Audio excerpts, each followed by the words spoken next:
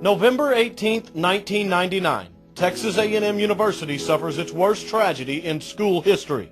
The Aggies were getting ready for their annual game against the University of Texas Longhorns, and in the Lone Star State, it just doesn't get any bigger.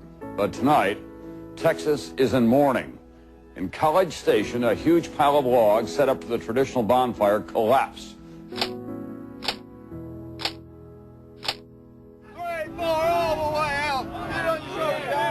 After the collapse, Aggies and Texans alike were all the 12th man, as hundreds helped in the recovery effort. On the A&M campus, bonfire memorial services were held at the site and at Reed Arena. We will remember those wonderful young Texas A&M students as long as there is a Texas A&M and the Aggie spirit is alive. And that, my friends, is forever. 100 miles west on the University of Texas campus, the Longhorns canceled their annual Aggie Hex Rally, and a tribute was held to the fallen Aggies at the state capitol. With the week of sorrow gone by, an emotional yell practice was held at Kyle Field on the eve of the game. That will never be forgotten. This yell practice is not trying to forget anything.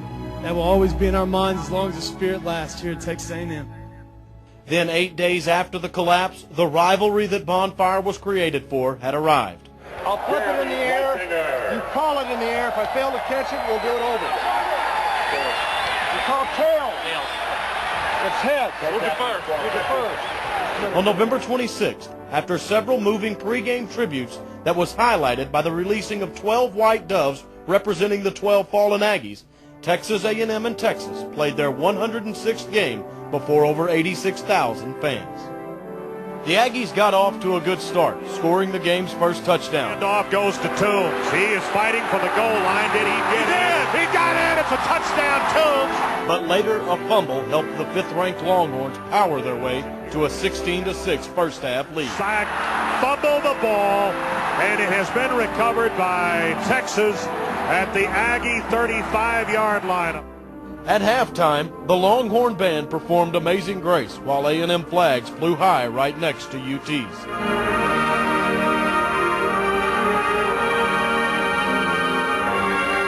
And the Fightin' Texas Aggie band marched off the field silently in its signature Block T formation.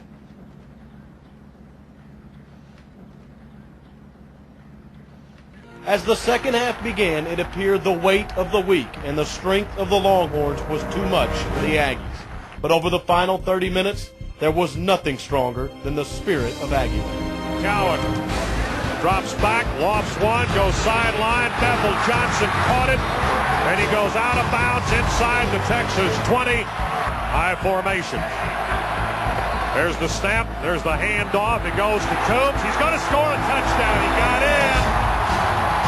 Texas at their 9. Mitchell again, the handoff. It's the 10, driven back. They will whistle it down at the 10-yard, maybe just across the 10. McCowan under center. Drops back, going far sideline, trying to run under. He caught Cole! He is inside the 15. He is out of bounds at the Texas 13-yard line. Second down and about 11. Texas 14, want to throw again, going down into the end zone. It's Bumgarner! It's a touchdown in the end zone, a yard deep on the far side of the field. 2 wides each side. And they're coming up the middle. He's been stripped of the ball. Who got it? Aggies got the ball! Aggies got the ball! 23 seconds to go, and A&M got it. Here's the snap. Now they put the ball down, and that's going to be it.